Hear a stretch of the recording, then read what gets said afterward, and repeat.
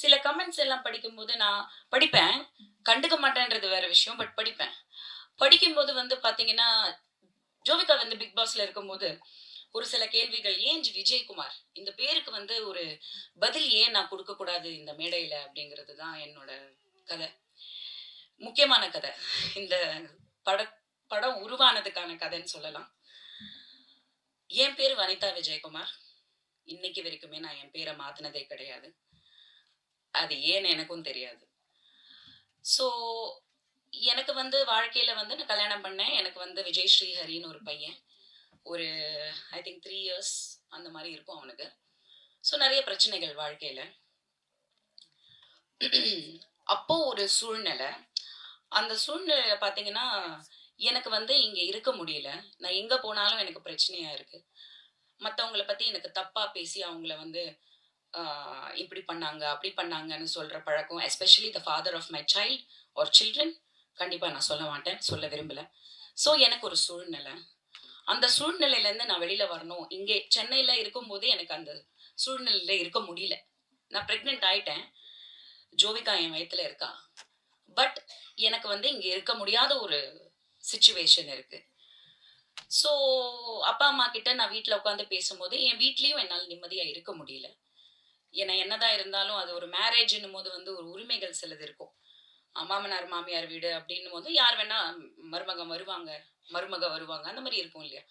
அந்த மாதிரி ஒரு சூழ்நிலை. ஸோ அப்போ எங்க அம்மா திடீர்னு சொன்னாங்க, நீ அமெரிக்காவுக்கு போயிடலாம் வா அப்படின்னாங்க.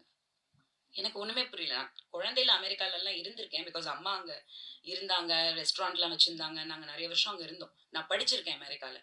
திடீர்னு அமெரிக்காவுக்கு போலாம் வானா, அங்க யார் இருக்காங்கன்னு கேட்டேன். அமெரிக்கா இருக்கு, நம்ம போலாம் அப்படின்னாங்க. அப்படின்னா அப்படின்னு. ஸோ அப்படி ஒரு சிச்சுவேஷன்ல எங்க அப்பா, நான் நிம்மதியா அந்த குழந்தைய பெத்து எடுக்கணும் அப்படின்றதுக்காக, உடல் ரீதியா நான் சுகமா இருக்கணும். எனக்கு எந்த ஒரு காயங்களும், மனசு இதுவும் குழந்தை வயித்துல இருக்கும்போது இருக்கக்கூடாதுன்றதுக்காக அப்பா வந்து எனக்கு சப்போர்ட் பண்ணி, நானு என் பையன் ஸ்ரீஹரி அண்ட் வயித்துல என் குழந்தை 4 மாசம் குழந்தை 3 பேரும் ஃப்ளைட் எடுத்து அமெரிக்காவுக்கு போயிட்டோம்.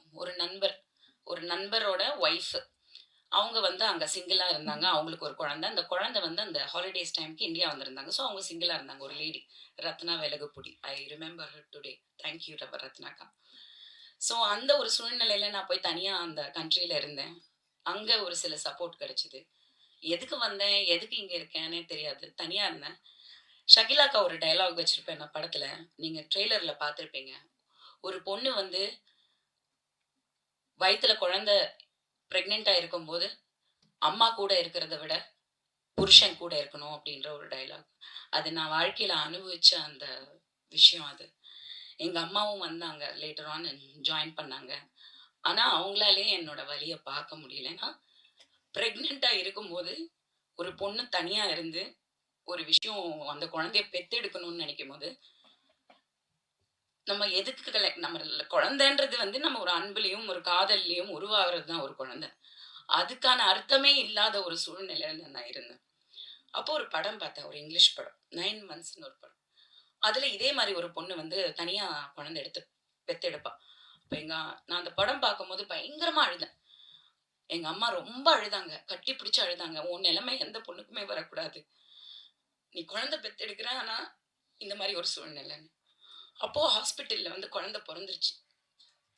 என் பையன் மட்டும்தான் என் கூட நின்னான். ஆம்பளையா. எங்க அம்மா அழுதுட்டு இருந்தாங்க, புரண்டுட்டு இருந்தாங்க. எனக்கு ஏதாவது ஆயிடும் அப்படின்னு சொல்லிட்டு. ஏன்னா எபிடியூரல், ஜெனரல் அனஸ்தீஷியா, நிறைய விஷயங்கள் காம்ப்ளிகேஷன்ஸ் இருந்தது. Second caesarean Jovika. அப்ப என் புள்ள மட்டும்தான் அப்படி 4 வயசு. இந்த பக்கம் அந்த பக்கம், இந்த பக்கம் அந்த பக்கம், ஒரு குட்டி விஜயகுமார் மாதிரி நடந்துட்டு இருந்தான் ஹாஸ்பிட்டல்ல. அம்மம்மா வில் கில் யூ. ஏன்னா அவங்க பண்ற டிராமா பார்த்தா அவனே டென்ஷன் ஆயிட்டான். She will be fine. அவன் நல்லா இருப்பான், நீ வாய மூடு அப்படின்ட்டு. டெலிவரி ஆகி வெளில வந்ததுக்கு அப்புறம் என்ன ஹாஸ்பிட்டல்ல கேட்டாங்க, இந்த மாதிரி வந்து அமெரிக்கா கண்ட்ரி, நான் இது எதுக்கு சொல்றேன்னா, நம்ம கண்ட்ரிலையும் இவ்வளோ முன்னேற்றம் வரணும், மனிதாபிமானம் வரணும். They ask me what is the name. அங்கே பேர் சொல்லணும். அப்போ எனக்கு இந்த அந்த சிச்சுவேஷன்ல இருந்தனால எனக்கு அந்த ஹஸ்பண்ட் கேரக்டர் உள்ள கொண்டு வந்து இதெல்லாம் கொண்டு வந்தா திரும்பி ப்ராப்ளம் வரும் அப்படின்ற ஒரு பயத்துல வந்து நான் சொன்னேன், ஹேவ் அ சாய்ஸ் அப்படின்னு கேட்டேன். யா, நீ என்ன வேணா லாஸ்ட் நேம் கொடுக்கலாம் அப்படின்னு சொன்னப்போ, என்ன பொறுத்த வரைக்கும் எங்க அப்பா தான் அந்த குழந்தைய பத்திரமா கொண்டு போய் அமெரிக்கால பிறக்க வச்சாரு. ஸோ அந்த என் தகப்பனோட பேர் தான் என் குழந்தைக்கும் நான் கொடுக்கணும்னு நான் முடிவு பண்ணது தான் ஜோவிகா விஜயகுமார். ஸோ பேசுறவங்க கமெண்ட் பண்றவங்க எல்லாருக்குமே, she is born with the love of my father, her own grandfather. So Kareena கபூரையும் அமிதாப் பச்சனோட அபிஷேக் பச்சனோட அவங்க பிள்ளைங்களையும் நீங்க வந்து ஏத்துக்கும் போது ஜோவிகா விஜயகுமாரை கண்டிப்பா நீங்க ஏத்துக்கணுங்கிறது நான் இதை சொல்லணும்னு நினைச்சேன். அந்த குழந்தையே வந்து இன்னைக்கு இதே மாதிரி ஒரு கதையில ஒரு படம் தயாரிச்சு நான் அதை இயக்குவேன்றதை நான் நினைச்சு கூட பார்க்கல. படம் பார்த்தா அந்த விஷயம் உங்களுக்கு புரியும். அம்பிகாக்கா இஸ் அம்மாக்கு அப்புறம் எனக்கு 2 கேரக்டர்ஸ் ஈக்குவலா நான் பார்த்தது இத்தனை வருஷத்துலனா அம்பிகாக்கா அண்ட் ஷகிலாக்கா. They have been with me always. ஷகிலாக்கா படத்தில் நடிச்சிருக்காங்க, ஆனா எனக்கே டைரக்ஷன் பண்றது அம்பிகாக்கா தான். நான் ஒரு ஆர்டிஸ்ட போடுறதுக்கோ இல்ல ஒரு விஷயம் பண்றதுக்கோ அக்கா கிட்ட இருந்து பர்மிஷன் வாங்கலைன்னா காலையில எனக்கு இவ்வளோ பூத்துல எல்லாம் கெட்ட கெட்ட வார்த்தையில வரும், இவ்வளோ பெரிய ஒரு மெசேஜ் வரும். You didn't do this, you didn't say this, you didn't say, I don't like it. அக்கா என்கிட்ட சண்டை போட்டிருக்காங்க நிறைய சில விஷயங்களுக்கு. நியாயமா என்ன வந்து யாராவது வந்து ஹர்ட் பண்ணிட்டாங்க இல்ல நான் ஏதாவது ஒரு விஷயத்துக்கு ஹர்ட் ஆயிட்டேன் அப்படின்னா எனக்காக வந்து ஒரு மோர் தென் பக்கபலமா என்னை தூக்கி நிப்பாட்டுறது வந்து அம்பிகாக்கா தான் பல வருஷங்களா. More than anything to me. Thank you அக்கா, I love you so much. And Ganesh has been with me also through MGR, Shivaji, Rajini, Kamal. And லொகேஷன்ல அவன் மால்ல சுத்துனதெல்லாம் பேசினான், நடு நைட்ல சுத்துனதெல்லாம் சொல்லட்டுமா? நாங்க தூங்கி எல்லாரும் ஒரே வீட்டுல தாங்க இருப்போம். ஏர்பிஎன்பி அந்த மாதிரி அப்ராட்ல போய் தங்கி இருப்போம். Beautiful houses, very expensive houses. அதுல பாத்தீங்கன்னா எத்தனை மணிக்கு நீங்க நைட்டு 2 மணிக்கு 3 மணிக்கு யாரு எஞ்சாலும் அவன் சுத்தினே இருப்பான். என்னடா பண்றேன்னா ஒண்ணு இல்ல, சுத்திட்டு இருப்பான், சும்மா வாக்கிங்ல இருப்பான். வாக்கிங் தான். அந்த மாதிரி வந்து we are all family. ஒரே இடத்துல தங்கி ஒரே இடத்துல இருந்து we really had a good time ன்னு சொல்லணும். a lot of things. and Vasanthabalan sir வந்து ஒரு மிகப்பெரிய ரசிகை நான். அவருடைய இயக்கத்துக்கு, அவர் படங்களுக்கு, அவருடைய எழுத்துக்கு. ஸோ சார் வந்து என்ன அநீதி படத்துக்கு வந்து அவரோட எளிமை எனக்கு ரொம்ப பிடிக்கும். படங்கள்லயும் இருக்கும், பட் ஆஸ் அ பர்சன் நீங்க பாத்தீங்கன்னா மிகப்பெரிய ஒரு டைரக்டர், ஒரு நேஷனல் அவார்ட் வின்னர். ஆனா வந்து ஒரு அந்த மனித நேயம்ங்கிறது வந்து அவர்கிட்ட நான் ரொம்ப கத்துக்கணும்னு நினைக்கிறேன். ரொம்ப அடக்கம், தன்னடக்கம் அண்ட் பொறுமை அண்ட் ஒரு அவரும் ஒரு ரசிகன் அப்படிங்கிறது எனக்கு ரொம்ப ரொம்ப பிடிக்கும் சார் கிட்ட. அவர் கூட நான் ஒர்க் பண்ணதை ரொம்ப பெருமையா நினைக்கிறேன்.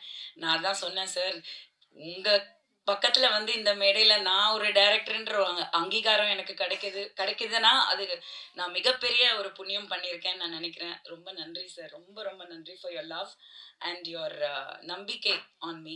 நீங்க இவ்வளவு தூரம் இருக்கிறீங்க. Thank you sir. அண்ட் தனஞ்சயன் சாரும் நானும் வந்து ஒரு ட்விட்டர் சண்டேல தான் வந்து நடுவில் மாட்டிக்கிட்டோம். பட் அன்னையிலேருந்து இன்னைக்கு வரைக்கும் சார் எங்க பார்த்தாலுமே அவ்வளோ அழகா அவரு எனக்கு ரொம்ப ஆனஸ்டா ஸ்ட்ரெயிட் ஃபார்வர்டா பேசுவாரு. அது எதுவா இருந்தாலும் சரி. அதே மாதிரி ஒரு ரசிகன், ஒரு சினிமால ஒரு ரசிகன், ஒரு உண்மைக்கு ஒரு ரசிகன், டேலண்ட்டுக்கு ஒரு ரசிகன். ஸோ இந்த ஒரு மேடை அமையும் போது நான் கண்டிப்பா சார் வரணும்னு நினைச்சேன். அதே மாதிரி அவங்க வந்தாங்க. Thank you so much sir for your support. And Nandu is Anbu Mailsami. I don't know how we connected, but எங்கேயோ எப்படியோ கனெக்ட் ஆயிட்டோம். he is like my little brother. So நாங்கள் வீக்கெண்ட்ஸ் எல்லாம் வந்து பார்த்தீங்கன்னா சம்டைம்ஸ்லாம் எங்களுக்கு எந்த டேனே தெரியாது. அந்த அளவுக்கு வந்து சமைச்சிட்டு இருப்போம். பார்த்தா அவன் பெப்பர் சிக்கன் பண்ணிக்கிட்டு இருப்பான், ஒரு பக்கம் வந்து ஜோவிகா ஸ்கூலுக்கு கிளம்பிட்டு இருக்கோம். அந்த மாதிரி ஒரு ஃபேமிலியாக நாங்கள் நிறைய நாட்கள் கடந்து வந்திருக்கோம். இன்னமும் அப்படி கண்டினியூ ஆகிறோம். ஸோ தேங்க்யூடா, always being there for me. And where is she? Soumyava? Is she here? Yes, Soumyava. Okay. Soumya. No, my team. I'll come to my direction department team. அது ஒரு பெரிய கதை.